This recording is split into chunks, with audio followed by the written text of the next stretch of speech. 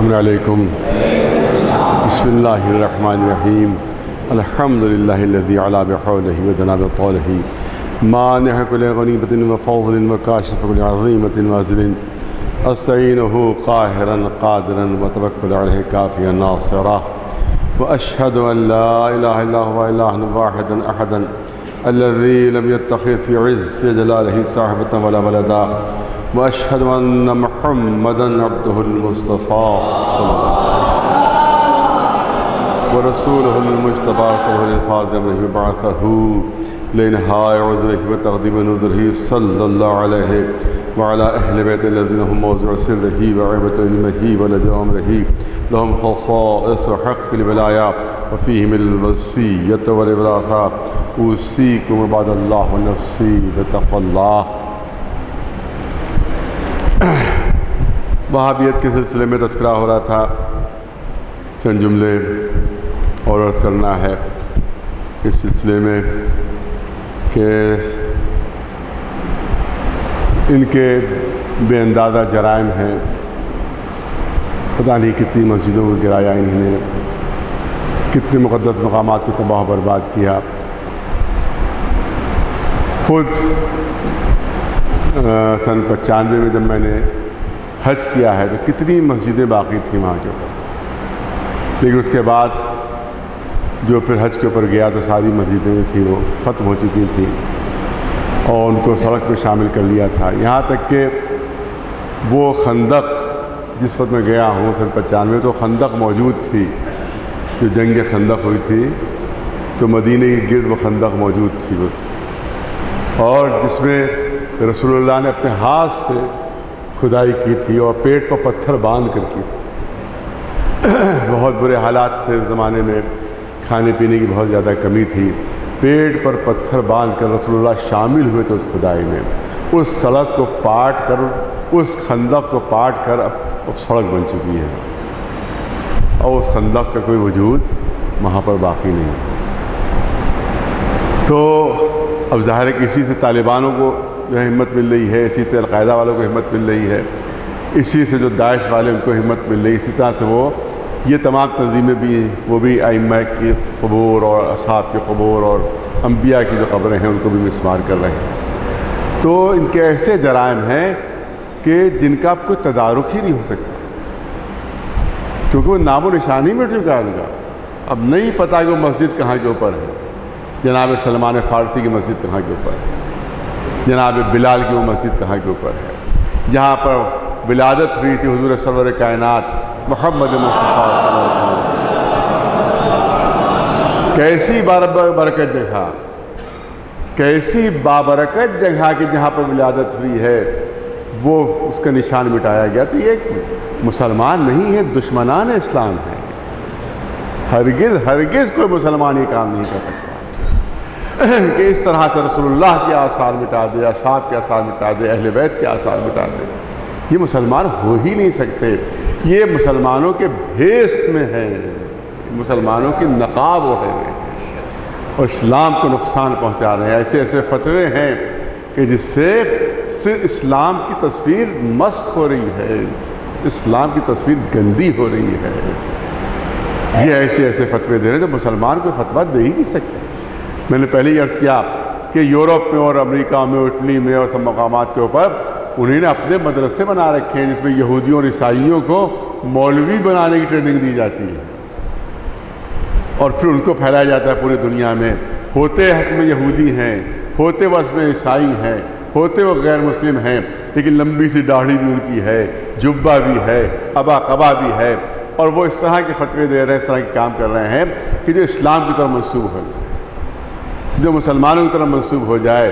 لہذا اسلام کو بدنام اور برباد کرنے کے لیے پوری سازش، جو بنی امیہ کی سازش تھی وہی سازش آج رچی جا رہی ہے. اسی بات کو آج وہی کام کیا جا رہا ہے کہ اسلام بدنام ہو جائے، اسلام ختم ہو جائے، اسلام مسخ ہو جائے، اسلام کی صحیح تصویر دنیا تک نہ پہنچے، بلکہ جیسے عیسائی چاہتے ہیں ویسا اسلام، جیسے یہودی چاہتے ہیں ویسا اسلام دنیا تک پہنچے. یہ پوری پلاننگ ہے. اس میں سعودی عرب کے لالچی بادشاہ اور عیاش بادشاہ شریک ہیں، قطر کے حکماء شریک ہیں، کویت کے جو حاکم و شریک ہیں، کیونکہ سب غلام ہیں. یہ غلام ہیں ان کو. یہاں تک کہ وہاں پر جو لوگ تقریر کرتے تھے اقوام متحدہ میں تو بسم اللہ الرحمن الرحیم کہہ کے تقریر شروع کرتے تھے عرب والے. وہاں اعتراض کیا گیا کہ آپ بسم اللہ الرحمن الرحیم نہ کہا کیجیے اپنی تقریر شروع کرتے ہوئے, تو انہوں نے بسم اللہ ترک کر دی. تقریر کی شروعات میں بسم اللہ ترک کر دی, جو نماز میں بسم اللہ ترک کرتے ہیں تو تقریر میں اگر ترک کر دی تو کیا تعلق. تو یہ بالکل 100% غلام ہیں اور 100% یہ بگے ہوئے لوگ ہیں, اور دشمنان اسلام سے ان کی سانٹھ گاٹھ ہے, اس کی وجہ سے اسلام کو یہ تباہ برباد کر رہے ہیں. ایک تحریک چلی تھی بنی امیہ کے زمانے میں, ایک عجیب چیز ہے آپ کے سامنے پیش کر رہا ہوں, شاید اکثر 99% بچوں کو یہ بات نہیں معلوم ہوگی, اور خود میرے خیال میں اہل سنت کو یہ بات نہیں معلوم ہے. عوام کی بات ہو رہی ہے, مولویوں کی بات نہیں ہو رہی. 100% شاید اہل سنت لوگوں کو یہ بات نہیں معلوم ہے کہ ابن تیمیہ کا فتویٰ یہ ہے کہ حضرت علی چوتھا خلیفہ نہیں تھے.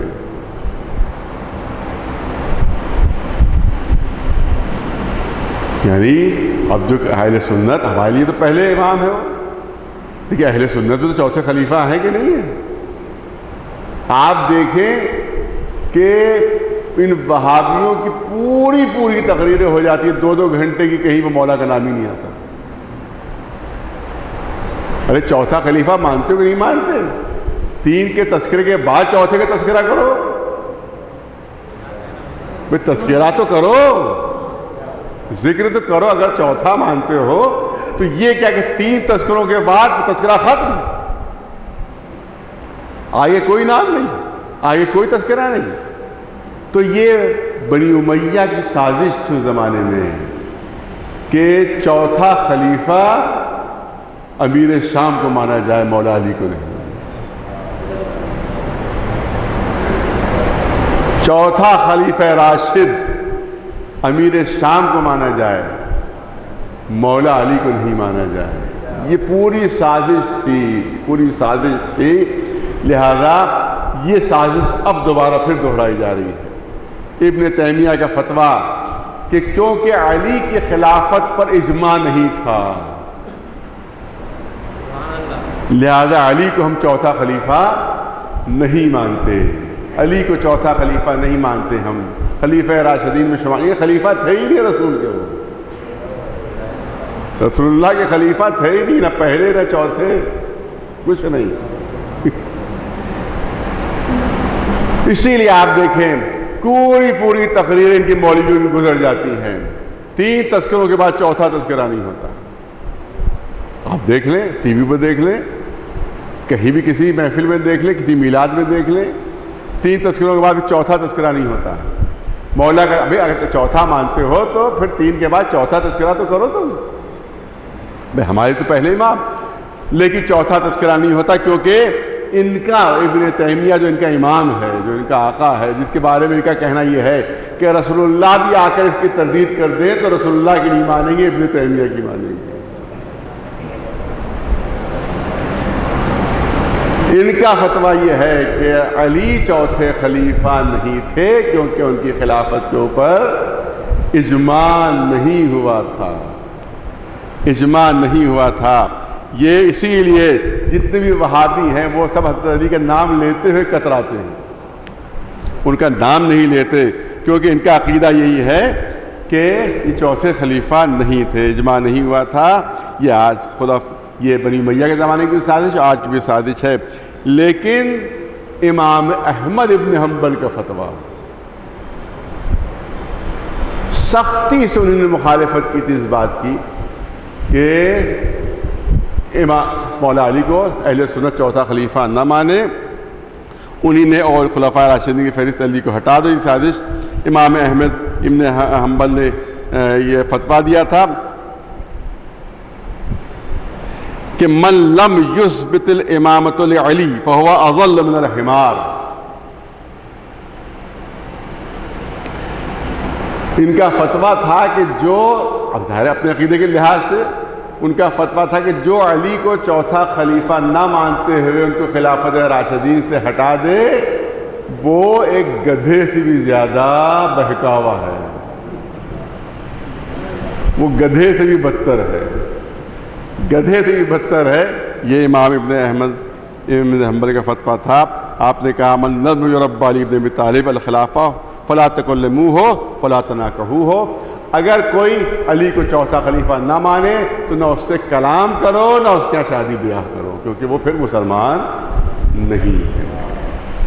تو انہوں نے سختی سے اس بات کی مخالفت کی تھی، لیکن آج اسی عقیدے کو پھر اہل سنت میں رائج کروایا جا رہا ہے کہ علی چوتھے خلیفہ نہیں تھے، کیونکہ ابن تیمیہ کا فتویٰ ہے۔ اس سے اندازہ آپ کیجئے کہ مولا علی کی دشمنی کس حد تک پہنچی ہوئی ہے، اور آج بھی اس کا ثبوت دیا جا رہا ہے۔ آپ دیکھیں کہ سب سے زیادہ جو ہمارے اوپر الزام لگایا جاتا ہے اور سب سے زیادہ جس کے اوپر فتوے دیے جاتے ہیں وہ ہے وسیلہ، کیونکہ یہ وسیلہ بناتے ہیں، ائمہ معصومین کو وسیلہ بناتے ہیں، یہ حضور سرور کائنات محمد مصطفیٰ صلی اللہ علیہ وسلم، لہذا وسیلہ بنانا شرک ہے، وسیلہ بنانا شرک ہے، لہذا یہ جو ہیں وہ مشرک ہیں، یہ کافر ہیں۔ جبکہ سورہ یوسف میں بھی موجود ہے کہ جناب یعقوب کے بیٹوں نے دعا میں اپنے باپ کو وسیلہ بنایا تھا۔ اگر غیر اللہ کو وسیلہ بنانا شرک ہے تو قرآن میں موجود ہے یہ شرک، یہ شرک قرآن مجید میں موجود ہے۔ اور بیٹے پہنچے تھے جناب یعقوب خدمت میں کہ یا ابانا استغفر لنا، اے میرے بابا ہمارے لیے بارگاہ الہی میں استغفار کیجئے۔ تو کیا جناب یعقوب کو یہ نہیں کہنا چاہیے تھا کہ ڈائریکٹ استغفار کرو؟ مجھ کو درمیان میں وسیلہ کیوں بنا رہے ہو؟ وسیلہ بنانا تو شرک قرآن میں موجود ہے کہ جناب یعقوب کے سارے وہ بیٹے جنہوں نے جناب یوسف کے سلسلے میں جتنی بھی سازشیں کی تھیں وہ سب کے سب جناب یعقوب کی خدمت میں پہنچے تھے، یا بانا استغفر لنا، اے میرے بابا ہمارے لیے آپ وسیلے استغفار بن جائیے۔ اور جناب یعقوب نے جواب دیا تھا سوف استغفر لکم، میں جلد ہی تمہارے لیے اللہ کی بارگاہ میں استغفار کروں گا۔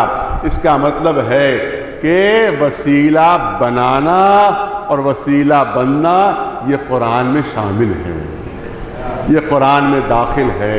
اسی طرح سے حضور سرور کائنات محمد مصطفیٰ صلی اللہ علیہ وسلم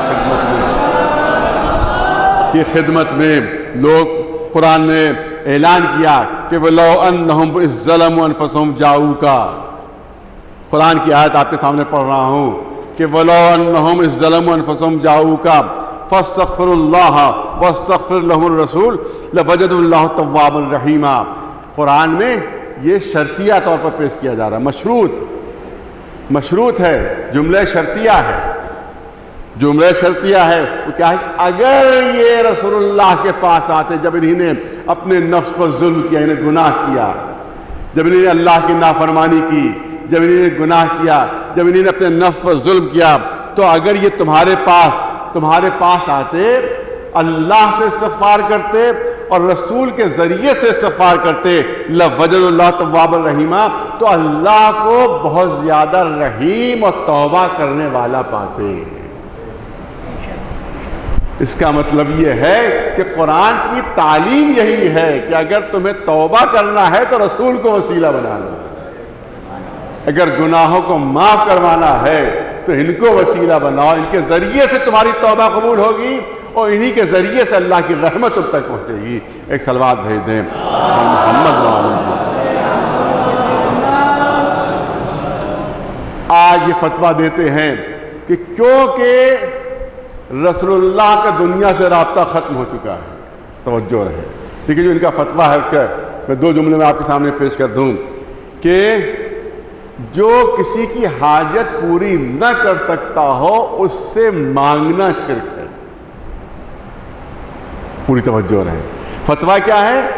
جو تمہاری حاجت نہ پوری کر سکتا ہو اس سے حاجت طلب کرنا شرک ہے، اس سے حاجت طلب کرنا شرک ہے، کیونکہ رسول اللہ کا رابطہ دنیا سے منقطع ہو گیا، لہذا اب اس سے حاجت طلب کرنا شرک ہے، اب اس سے حاجت طلب کرنا شرک ہے۔ تو اب ملاک کیا ہوا؟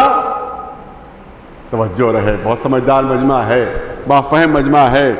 اس کا مطلب یہ ہے کہ مانگنا شرک نہیں ہے،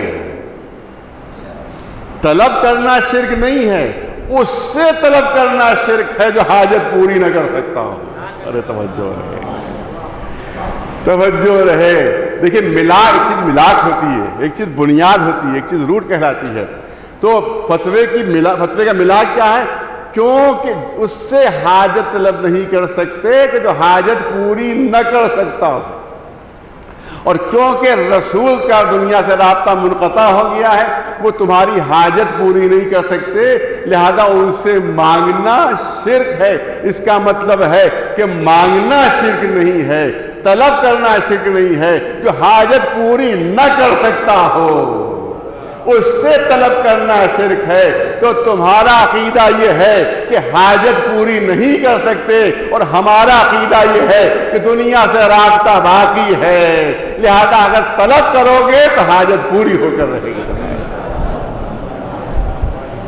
اور اگر ملاک یہی ہے تو پھر دنیا میں ہر ایک سے مانگنا کہ جو حاجت طلب نہ کر سکتا وہ شرک ہو جائے گا، ہر ایک سے مانگنا اور طلب کرنا شرک ہو جائے گا۔ پھر جو آپ ملائم سنگھ سے مانگ رہے ہیں اگر نہ دے رہا ہے تو شرک ہو جائے گا، آپ جو راجناتھ سنگھ سے مانگ رہے ہیں نہیں دے رہا ہے تو شرک ہو جائے گا، مودی جانا شرک ہو جائے گا، لیکن وہاں بھی جا رہے ہیں اور یہاں بھی جا رہے ہیں، یہ شرک نہیں ہے، مگر رسول سے طلب کرنا شرک اور بدعت ہے۔ آپ دیکھیں، بس ایک چیز عرض کر کے اور آپ کی زحمت کو مکمل کرنا چاہتا ہے، ایک چیز اور عرض کرنا جو بہت ضروری ہے۔ ابو علی سینا بہت مشہور فلسفی، اس نے انسان اور جانور میں جو فرق لکھے ہیں، بہت سے فرق لکھے اس نے، انسان اور جانور میں کیا فرق ہے۔ بہت بڑا فلسفی، بہت بڑا عالم، اور بہت خوبصورت بات اس نے لکھی ہے جو میں آپ کے سامنے پیش کرنا چاہتا ہوں، اور یہی دلیل کے طور پر اس نے کہا کہ جانور کی خصوصیت یہ ہے کہ وہ اپنے کھانے کے سامنے سر جھکاتا ہے، اپنے رزق کے سامنے سر جھکاتا ہے۔ بھینس چارے کے لیے سر جھکاتی ہے، گھوڑا گھاس کے لیے سر جھکاتا ہے، پرندہ دانے کے لیے سر جھکاتا ہے۔ اس کا مطلب ہے رزق کے سامنے اس کا سر جھکتا ہے، رزق کے لیے اپنا سر جھکاتا ہے۔ لیکن کیونکہ انسان کے لیے اعلان ہوا کہ لقد کرمنا بنی آدم، ہم نے آدم کے اولاد کو بزرگی و بلندی عطا کی ہے، تو اب اللہ کو یہ گوارا نہیں ہے کہ انسان اپنے رزق کے سامنے سر جھکائے، تو رزق کے سامنے سر نہیں جھکاتا ہے بلکہ رزق خود بلند ہوتا ہے، رزق خود بلند ہو کر اس کے دہن تک آتا ہے۔ تو سوال یہ ہوتا ہے کہ پالنے والے ارے روٹی کو حکم دے دے کہ اڑ کر دہن تک پہنچ جائے، نوالے کو حکم دے دے کہ خود بخود اونچا ہو کر دہن تک پہنچ جائے، لیکن قدرت نے کہا کہ نہیں، یہ طریقہ ہم اختیار نہیں کریں گے، بلکہ وسیلہ اختیار کرو، وسیلہ اختیار کرو۔ ہم نے دو ہاتھوں کو تمہیں اسی لیے دیا ہے کہ انہی ہاتھوں کے وسیلے سے لقمہ بناؤ، یہ لقمہ اٹھ کر تمہارے دہن تک پہنچے۔ اس کا مطلب یہ ہے کہ ہر لقمے پر تم وسیلے کے محتاج رہو، ہر لقمے پر تم وسیلے کے محتاج رہو، ہر لقمے پر وسیلے کے محتاج رہو۔ دو ہاتھ دیے تاکہ ان کا وسیلہ بناؤ، دو پیر دیے تاکہ ان کو وسیلہ بناؤ، دو ہونٹ دیے تاکہ بولنے کے لیے وسیلہ بناؤ، دو آنکھیں دی تاکہ دو آنکھوں کو دیکھنے کے لیے وسیلہ بناؤ، دو کان دیے تاکہ ان دو کانوں کو سننے کے لیے وسیلہ بناؤ، ناک میں دو نتنے دیے تاکہ زندگی کا وسیلہ بنے، ان کے ذریعے سے ساتھ پہنچے، تو اس کا مطلب ہے کہ ہمیشہ ایک وسیلہ نہیں رکھا، دو وسیلے رکھے ہیں۔ لہذا میدان حشر میں بھی صرف قرآن کے ساتھ نہ جانا، بلکہ دو وسیلوں کے ساتھ آنا، قرآن بھی ہونا چاہیے، اہل بیت بھی ہونا چاہیے۔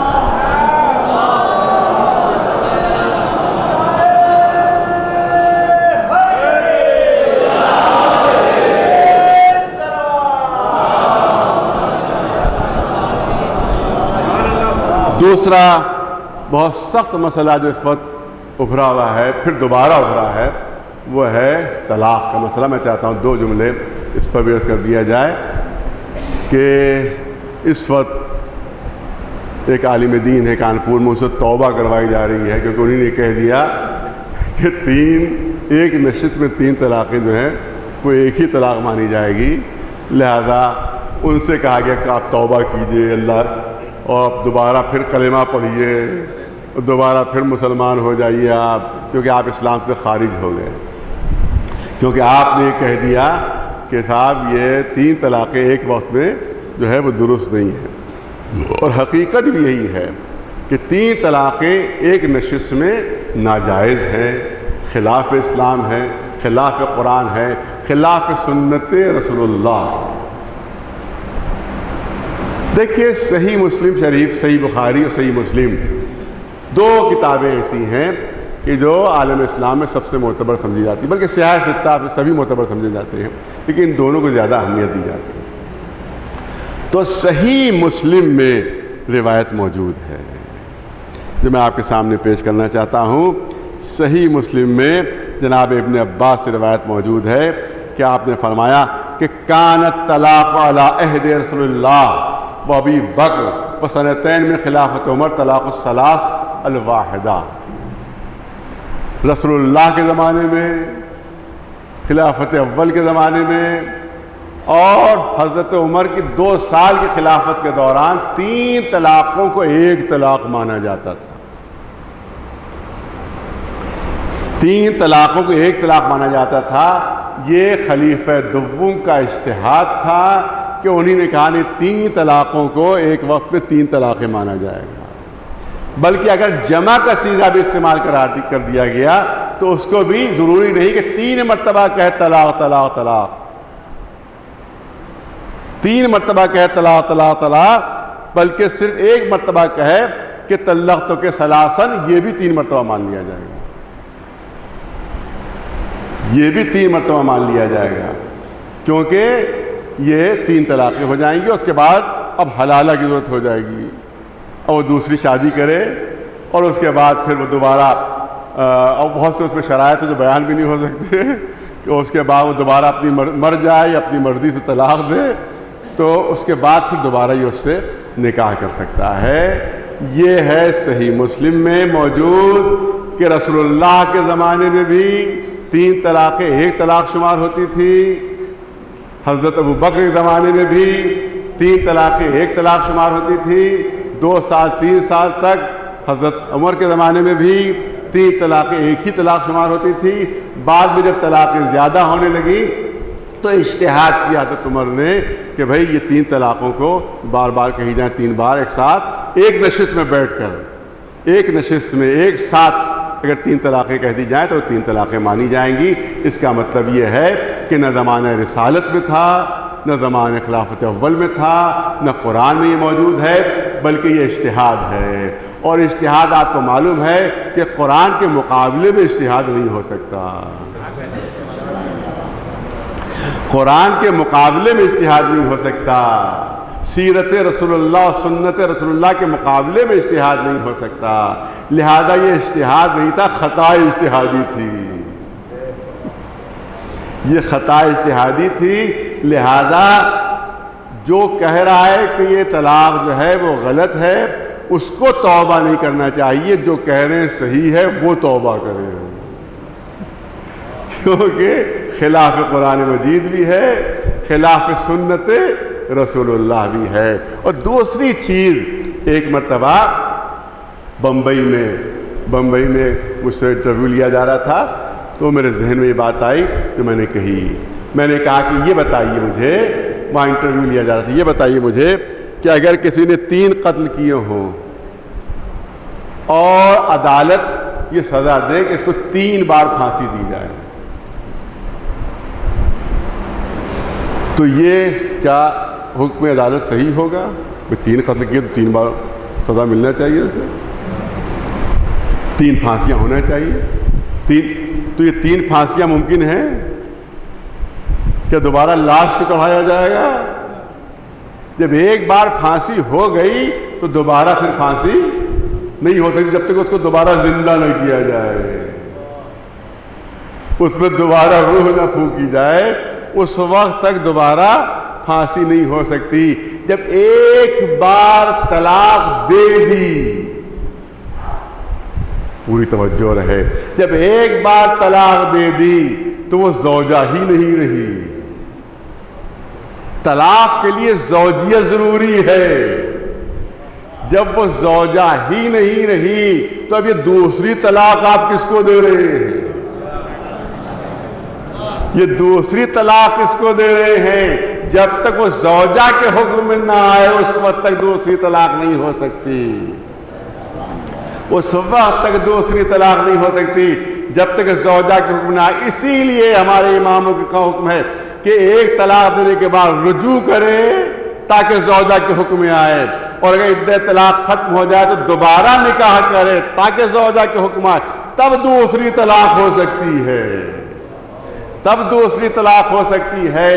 اور تفسیر یہ تو میں نے بیان کر دی، بعد میں مجھے معلوم ہوا کہ مصر کے بہت بڑے عالم رشید رضا جو اہل سنت کے بہت بڑے عالم ہیں، ان کی تفسیر المنار ہے، اس میں انہوں نے آیہ طلاق کے ذیل میں یہی بات لکھ دی، یہی بات لکھی جو میں نے بیان کی تھی، یہی بات انہوں نے تحریر فرمائی، اور اسی کے ساتھ ساتھ صحیح مسلم کی حدیث کا بھی حوالہ دیا، مسند امام احمد ابن حنبل کا بھی حوالہ دیا، صحیح نسائی کا حوالہ بھی دیا کہ ان تمام کتابوں میں روایت موجود ہے جناب ابن عباس سے کہ رسول اللہ کے زمانے میں 3 طلاقیں 1 طلاق شمار ہوتی تھی، لہذا یہ 3 طلاقیں درست نہیں ہے ایک نشست میں، کیونکہ طلاق کے لیے زوجیت ضروری ہے، اور جب طلاق کے بعد وہ زوجہ رہی نہیں تو اب تم طلاق دے کس کو رہے؟ لہذا یہ ایک بہت بڑی مصیبت میں جو مبتلا کیا گیا آج سے 1400 سال پہلے، آج تک مسلمان اس میں پھنسے ہوئے ہیں، اس جال میں آج تک مسلمان اس جال میں پھنسے ہوئے ہیں اور جال سے نکل نہیں پا رہے ہیں۔ اگر در اہل بیت سے وابستہ رہے ہوتے تو کسی قسم کی کوئی مشکل کو شریعت میں پیدا نہ ہوتی، در اہل بیت کو چھوڑنے کی وجہ سے مشکلات پیدا ہوئی ہیں۔ ارے مشکل کشا کے در کو چھوڑو گے تو مشکلوں ہی میں تو پھنسو گے۔ لہذا یہ طلاق جو ہے وہ صحیح نہیں ہے، نہ قرآن کے لحاظ سے اور نہ سنت رسول اللہ کے لحاظ سے۔ پھر جلدی سے عرض کر دوں کہ حکومت کی طرف سے جو پہلے اعلان کیا گیا تھا کہ ہمارے جو بچے جیل میں ہیں ان کے اوپر گینگسٹر لگانے لگ رہا ہے، تو کل معلوم ہوا کہ ان کے اوپر گینگسٹر لگا دیا گیا ہے۔ اس قوم کو بالکل بے بس محسوس کیا جا رہا ہے، بالکل بزدل اور بالکل ہی جو ہے وہ بے سہارا محسوس کر کے اس طرح کے ظلم کیے جا رہے ہیں۔ اگر یہ خاموشی رہی، اگر اسی طرح سے دیکھیے، ظلم کرنا جس طرح سے حرام ہے، جس طرح سے ظلم کرنا حرام ہے، اسی طرح سے ظلم برداشت کرنا بھی حرام ہے۔ ظلم کرنا صرف حرام نہیں ہے، ظلم برداشت کرنا بھی۔ انسان اپنی طاقت کے مطابق ظلم کے سلسلے میں لڑائی لڑے، یہ ضروری ہے، یہ لازم اور واجب ہے۔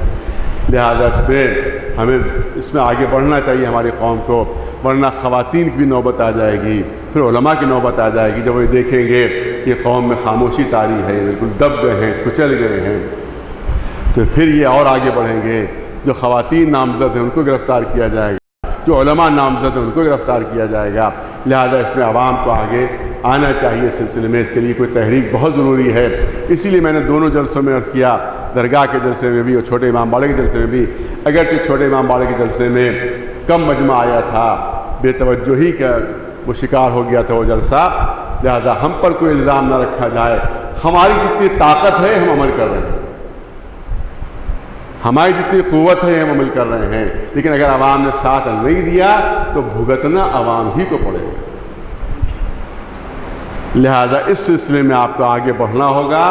اسی لیے جو دفتر انجمن کے ہیں وہاں نام لکھوائیے، یا جو قومی وکاس مند کے دفتر ہیں مفتی گنج میں بھی ہے درگاہ، وہاں بھی نام لکھائیں. جوان نام لکھائیں، اور گرفتاری کے لیے یہ ایجیٹیشن شروع ہونا چاہیے کہ تم نے 6 کو گرفتار کیا ہے، ہم 6000 دے رہے ہیں تمہیں، ہم 10,000 دے رہے ہیں تمہیں، ہم 15,000 دے رہے ہیں تمہیں. مولویوں کا انتظار نہ کیجیے، نہ کبھی آئے ہیں اور نہ کبھی آئندہ وہ آئیں گے. اس سلسلے میں وہ امام زمانہ کو جواب دیں، جو مناسب سمجھیں گے وہ امام کو جواب دیں گے، وہ جانے اور امام زمانہ جانے. لیکن ہم جو اپنا فریضہ ہے وہ انجام دے رہے ہیں، ہم جو اپنا فریضہ انجام دے رہے ہیں، اور آپ حضرات سے گزارش ہے کہ جو آپ کا فریضہ ہے وہ آپ انجام دیجیے. کیونکہ یہ جائیداد وقف کی جب کہا گیا پرسنل معاملہ ہے، جھوٹا ہے، مکار ہے وہ آدمی جو کہتا ہے کہ پرسنل معاملہ ہے. وہ مکار ہے، وہ حکومت کا ایجنٹ ہے، وہ اسلام دشمن طاقتوں کا ایجنٹ ہے جو کہتا ہے معاملہ پرسنل ہے.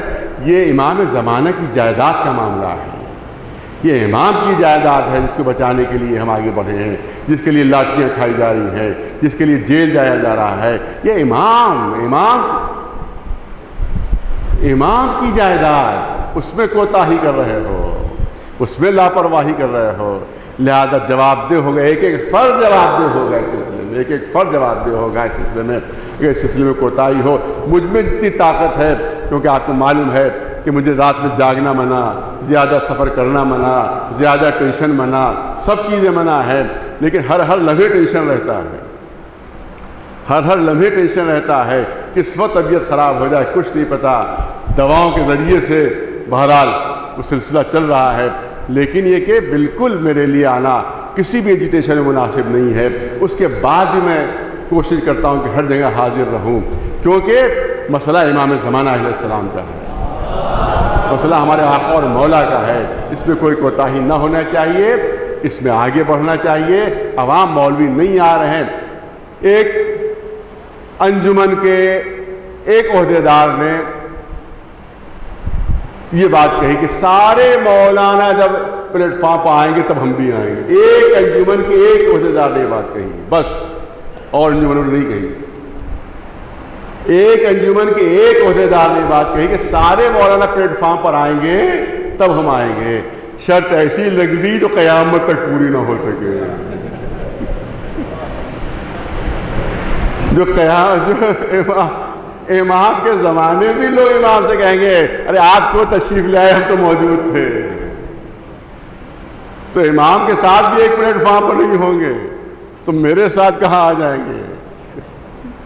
میرے ساتھ تو شرط ایسی رکھی اس شخص نے جو کبھی پوری ہی نہ ہو. اور یہی انجمن تھی کہ جب علی کانگریس کے سلسلے میں، عزاداری کے سلسلے میں، علی کانگریس کے سلسلے میں جب ایجیٹیشن کے لیے ان کے محلے میں گئے تھے تو کہا کیا نوٹنکی کرنے یہاں آئے ہوئے ہو. یہ عزاداری کے زمانے میں جملے کہے تھے، اس نے عزاداری کے زمانے میں جملے کہے تھے یہ گورنمنٹ کے ایجنٹ ہیں، یہ ایڈمنسٹریشن کے ایجنٹ ہیں، یہ پولیس کے پیڈ مخبر ہیں، جیسے جملے کہتے ہیں. یہ پولیس کے پیڈ مخبر ہیں جس طرح کے جملے کہتے ہیں. یہاں یہ نوٹنکی کرنے کہا ہے، جاؤ اپنے محلے جاؤ. تو یہ ایسے خبیث ہیں کہ جو امام کے ساتھ نہیں ہیں تو ہمارے ساتھ کیا ہوں گے. یہ اس زمانے کی بات ہے جب والد مرحوم کے زمانے میں ایجیٹیشن چل رہا تھا. میرا نہیں تھا ایجیٹیشن، ان کے زمانے کا ایجیٹیشن تھا. تب مجھے وہ جملے یاد ہیں. میں اس وقت یونیورسٹی میں پڑھتا تھا، لکھنؤ یونیورسٹی میں میرے اسٹوڈنٹ شپ تھی. اس زمانے کی بات ہو رہی ہے یہ. تو اسی انجمن کے اسی عہدیدار نے یہ بات کہی تھی. تو ایسے جب خبیث لوگ موجود ہوں، ایسے جو حکومت کے ایجنٹ موجود ہو، تو اس سے کوئی توقع رکھنا بالکل فضول ہے. آپ کو آگے بڑھنا ہوگا، آپ کو آگے بڑھنا ہوگا، ورنہ ایسی ذلت و رسوائی ہوگی کہ جس سے جو دامن سے داغ کبھی مٹ نہیں پائے گا. اگر خواتین خدا نخواستہ گرفتار ہو گئیں، اگر علماء گرفتار ہو گئے تو قوم پر وہ داغ لگے گا جو کبھی مٹ نہیں سکتا. لہذا اس سلسلے میں کوتاہی نہیں ہونا چاہیے، اس میں آپ کو آگے بڑھنا ہوگا اور یہاں کے اوپر ثبات قدم کا ثبوت دینا ہوگا۔ پھانسی پہ چڑھا دیں گے کیا؟ توپ سے اڑا دیں گے کیا؟ اتنا ڈر کہے گا، اتنا خوف کہے گا؟ کربلا میں بھی ہوتے تو اسی طرح سے ڈر کر بھاگ رہے ہوتے، اسی طرح سے امام کا ساتھ چھوڑ رہے ہوتے۔ تو یہاں معمولی سی زحمت برداشت نہیں کر رہے ہو تو وہاں تیروں تلواروں کا زخم کیسے برداشت کرتے ہیں؟ اس کا مطلب یہ ہے کہ آج جو میدان میں جمع ہوا ہے وہ کربلا میں بھی جمع ہوا ہوتا ہے، اور آج جو راہ فرار اختیار کر رہا ہے وہ بھی امام کو چھوڑ کر جا چکا ہوتا ہے۔ اس لیے میدان میں آئیے، میدان عمل میں آئیے، حکومت کے گھٹنے ٹک جائے۔ آپ دیکھیں عوام کی طاقت سب سے بڑی طاقت ہوتی ہے، اگر عوام ایک پلیٹ فارم پر آ جائے تو حکومت گھٹنے ٹیک دے گی انشاءاللہ۔ لہذا اس سلسلے میں کوئی کوتاہی نہیں ہونا چاہیے، اس سے زیادہ ظاہر دامن وقت میں گنجائش نہیں ہے۔ پالنے والے تیری بارگاہ میں ہم پر دعا ہیں کہ جلد سے جلد ہمارے دشمنوں کو شکست ہو، اوقاف خوروں کو شکست ہو، حکومت ہمارے مطالبات پورے کرے۔ پالنے والے ہمارے علماء اور مولویوں کے دل میں اتنی طاقت دے دے کہ حکومت کی مخالفت کا ڈر ان کے دل سے نکل جائے اور وہ قوم کے ساتھ آ جائیں، بجائے حکومت کا ساتھ دینے کے، ڈی ایم کا ساتھ دینے کے، ایس ایس پی کا ساتھ دینے کے بجائے قوم کے ہمدرد و وفادار بن جائیں۔ بحق محمد وآل محمد علیہ السلام۔ بسم اللہ الرحمن الرحیم۔ والعصر ان الانسان لفی خسر الا الذین آمنوا بالصالحات وتواصوا بالحق وتواصوا بالصبر۔